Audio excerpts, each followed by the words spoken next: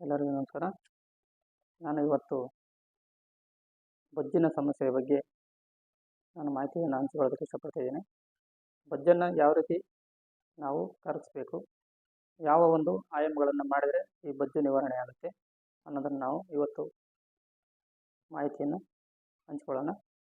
ಮೊದಲನೇದಾಗಿ ನಾವು, ಏಕೆಂದರೆ ನಮ್ಮ ಪ್ರತಿಯೊಂದು ದಿನನಿತ್ಯ ಕಾರ್ಯಗಳಲ್ಲಿ ಸಾಕಷ್ಟು ಕೆಲಸ ಕಾರ್ಯಗಳನ್ನು ನಾವು ಮಾಡ್ತಾ ಇರ್ತೀವಿ. ಆದ ಕಾರಣ ನಮಗೆ ಒಂದಲ್ಲ ಒಂದು ಸಮಸ್ಯೆ ನಿವಾರಣೆ ಆಗುತ್ತೆ. ಅದರಲ್ಲಿ ಅತಿ ಮುಖ್ಯವಾಗಿರ್ತಕ್ಕಂಥ ನಮ್ಮ ನಾಭಿಯ ಪ್ರದೇಶ. ಈ ನಾಭಿ ಪ್ರದೇಶವನ್ನು ನಾವು ಇದರಲ್ಲಿ ನಾವು ಹೆಚ್ಚು ಗಮನ ಹರಿಸಿ ನಾವು ಇದನ್ನು ಕಂಟ್ರೋಲ್ ಮಾಡ್ಕೊಂಡು ಯಾವುದೇ ಕಾರಣಕ್ಕೂ ಇದರ ಒಂದು ಬೊಜ್ಜಿನ ಅಂಶ ಜಾಸ್ತಿ ಆಗದ ರೀತಿಯಲ್ಲಿ ನೋಡ್ಕೊಳ್ತಾ ಹೋದರೆ ನಮಗೆ ಯಾವುದೇ ರೀತಿ ನಮಗೆ ಕೊಲೆಸ್ಟ್ರಾಲ್ ಅಂಶ ನಮ್ಮ ದೇಹದಲ್ಲಿ ಇರೋದಿಲ್ಲ. ಹಾಗೆ ನಾವು ಬೊಜ್ಜನ್ನು ಸಂಪೂರ್ಣವಾಗಿ ನಿವಾರಣೆ ಮಾಡ್ಬೋದು.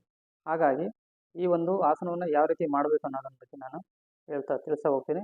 ಮೊದಲನೇದಾಗಿ ನಾವು ಏನು ಮಾಡಬೇಕು, ಈ ರೀತಿಯಾಗಿ ವಜ್ರಾಸನ ಸ್ಥಿತಿಯಲ್ಲಿ ಕೂತ್ಕೊಂಡು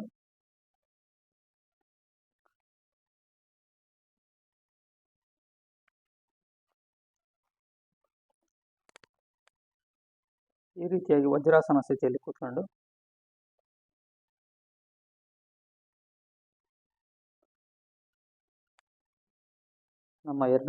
ನಮ್ಮ ದೇಹ, ಸೊಂಟ, ಬೆನ್ನು, ಕುತ್ತಿಗೆ, ತಲೆ ಈ ಮೂರು ಅಷ್ಟು ದೇಹ, ಇಡೀ ದೇಹ ನಮ್ಮ ಎರಡೂ ಕಾಲುಗಳ ಹಿಮ್ಮಡಿ ಮೇಲೆ ಕೂತಿರಬೇಕು. ಈ ರೀತಿಯಾಗಿ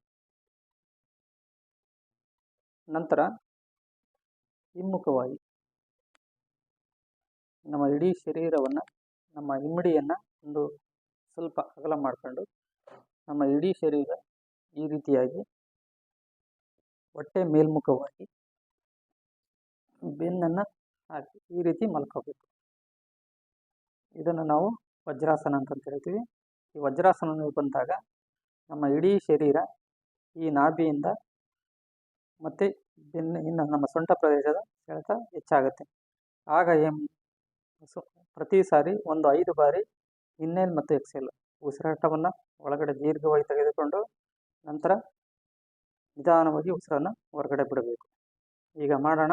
5 ಸಾರಿ ಉಸಿರು ತಗೊಂಡು ಉಸಿರನ್ನು ಹೊರಹಾಕ್ತಕ್ಕಂಥ ಕ್ರಿಯೆಯನ್ನು ಮಾಡ್ತಾ ಹೋದಾಗ ನಮ್ಮ ಸಂಪೂರ್ಣವಾಗಿ ಅನುಭವಕ್ಕೆ ಬರುತ್ತೆ. ಈ ಸೊಂಟದ ನೋವು ಏನೇ ಇದ್ರೂ ಸಮೇತ ಸಂಪೂರ್ಣ ನಿವಾರಣೆ ಆಗುತ್ತೆ ಪ್ರತಿನಿತ್ಯ ಈ ಒಂದು ಆಸನ ಮಾಡೋದ್ರಿಂದ. ಬನ್ನಿ ಮಾಡೋಣ.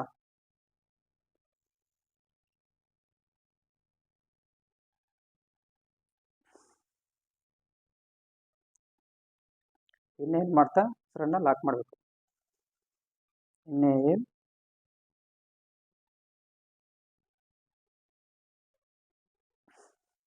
ಎಕ್ಸೇಲ್. ಮತ್ತೊಮ್ಮೆ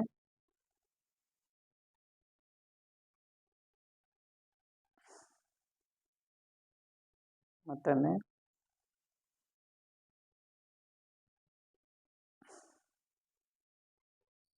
ಮತ್ತೊಮ್ಮೆ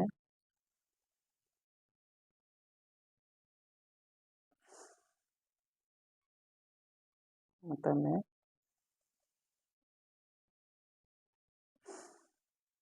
ಈಗ ಎರಡೂ ಕೈಗಳನ್ನು ನಮ್ಮ ತಲೆಯ ಪಕ್ಕದ ಹಿಂದಕ್ಕೆ ಚಾಚಬೇಕು. ಮತ್ತೆ ಉಸಿರಾಟ ಕ್ರಿಯೆಯನ್ನು 5 ಬಾರಿ ಮಾಡಿ.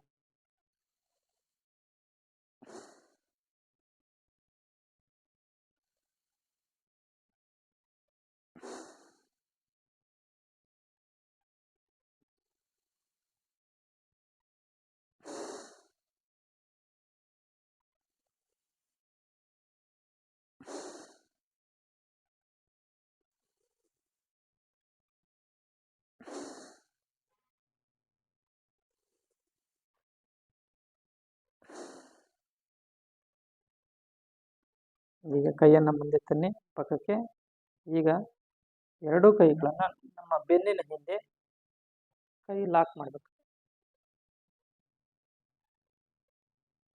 ಈ ರೀತಿ ಕೈಯನ್ನು ಹಿಂದೆ ಕಟ್ಟಿ ಈಗ ಮತ್ತೊಮ್ಮೆ 5 ಬಾರಿ ಉಸಿರಾಟ ಕ್ರಿಯೆಯನ್ನು ಮಾಡಬೇಕು. ಈಗ ಮಾಡೋಣ. Inhale, exhale. Inhale,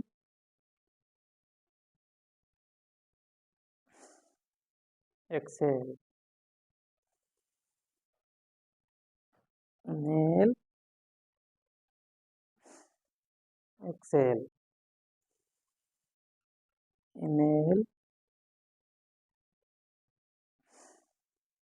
exhale, inhale, exhale, inhale, exhale. ಈಗ ನಿಧಾನಕ್ಕೆ ಕೈಯನ್ನು ತೆಗೆದು ಸಹಜ ವಿಸರ್ಪಣಾ ಕ್ರಿಯೆ ನಡೆಸಿ ನಿಧಾನಕ್ಕೆ ಮೇಲೆ ಎದ್ದೇಳ್ತಾರೆ. ಈ ರೀತಿ ಬಂದು ಈ ಒಂದು ಕ್ರಿಯೆ ಮಾಡೋದ್ರಿಂದ ನಮ್ಮ ಸ್ನಾಯು ಸೆಳೆತ, ನರ ದೌರ್ಬಲ್ಯ, ಸೊಂಟದ ನೋವು, ಏನೇ ಬೆನ್ನುಹುರಿ ಏನೇ ಇದ್ದರೂ ಸಹ ಸಂಪೂರ್ಣವಾಗಿ ನಿವಾರಣೆಯಾಗುತ್ತೆ. ಹಾಗೆ ಈ ಒಂದು ಆಸನ ಮಾಡೋದ್ರಿಂದ ಸಕ್ಕರೆ ಕಾಯಿಲೆ ಇರ್ತಕ್ಕಂಥ ರೋಗಿಗಳಿಗೆ ಸಹ ತುಂಬ ಉಪಯುಕ್ತವಾಗಿರ್ತಕ್ಕಂಥ ಒಂದು ಆಸನ. ಈಗ ನಂತರ ಮುಂದಿನ ಆಸನವನ್ನು ಮಾಡೋಣ, ಮಂಡುಕಾಸನ.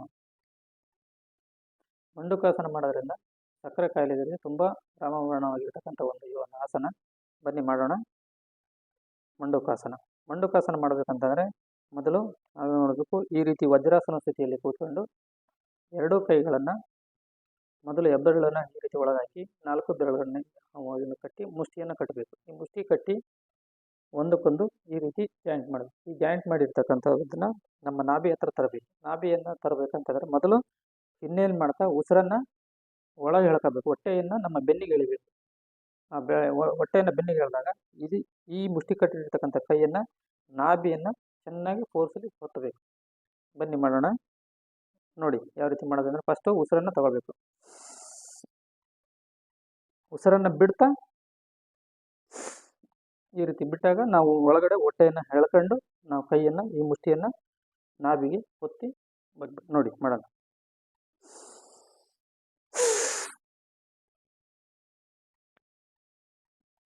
ಈ ರೀತಿ ಬಗ್ಗಿ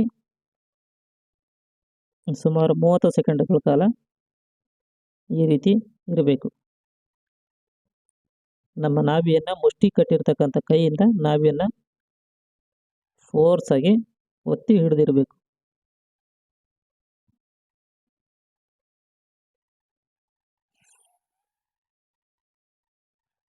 ಮತ್ತೊಮ್ಮೆ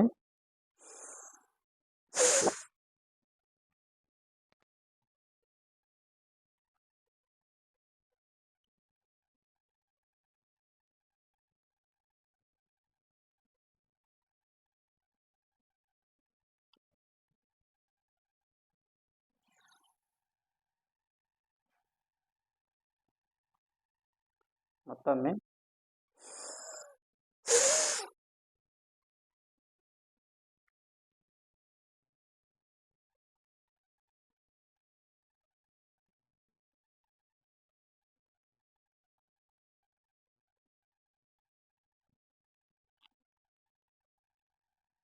ಓಕೆ, ರಿಲ್ಯಾಕ್ಸ್.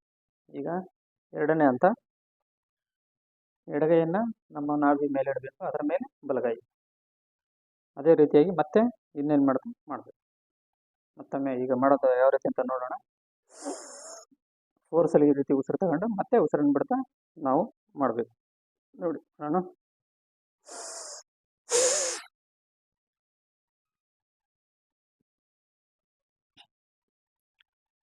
ಇದು ಮಂಡುಕಾಸನ. ಈ ರೀತಿ ಮಾಡೋದ್ರಿಂದ ನಮಗೆ ನಾಭಿಯ ತೊಂದರೆ ಏನೇ ಇದ್ದರೂ ಸಹ ನಿವಾರಣೆ ಆಗುತ್ತೆ. ಹಾಗೆ ಸಂಪೂರ್ಣವಾಗಿ ಸಕ್ಕರೆಯ ಗುಣಮಟ್ಟ ಕಡಿಮೆ ಆಗುತ್ತಾ ಬರುತ್ತೆ. ಇದನ್ನು ಪ್ರತಿನಿತ್ಯ ಬೆಳಗಿನ ಜಾವ ಖಾಲಿ ಹೊಟ್ಟೆಯಲ್ಲಿ ಮಾಡ್ತಕ್ಕಂಥದ್ದು ಸೂಕ್ತ.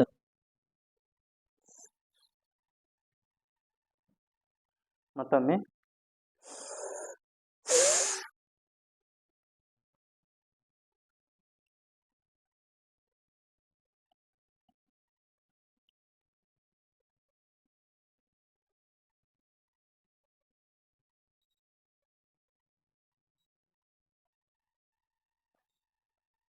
ಮತ್ತೊಮ್ಮೆ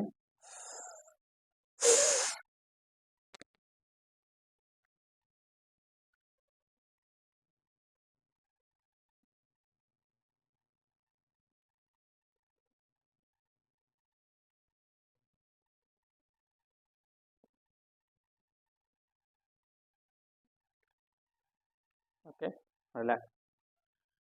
ಇವು 2 ಹಂತದ ಮಂಡುಕಾಸನ. ಈಗ ಮಾಡೋಣ ಇದರಲ್ಲಿ ಶಶಂಕಾಸನ.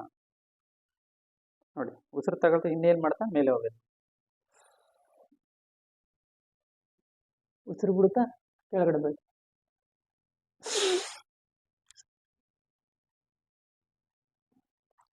ಈಗ ನಮ್ಮ ನೋಟ 2 ಕಾಲುಗಳ ಮಧ್ಯೆ ಹಿಮ್ಮುಖವಾಗಿ ನೋಟವನ್ನು ನೋಡ್ತಾ ಇರಬೇಕು.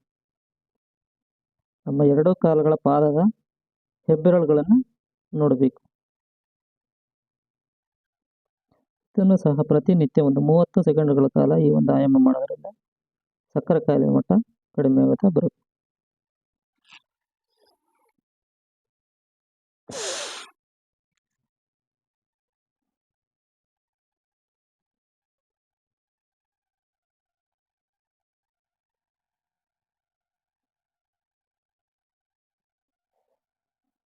ಓಕೆ, ಮತ್ತೊಮ್ಮೆ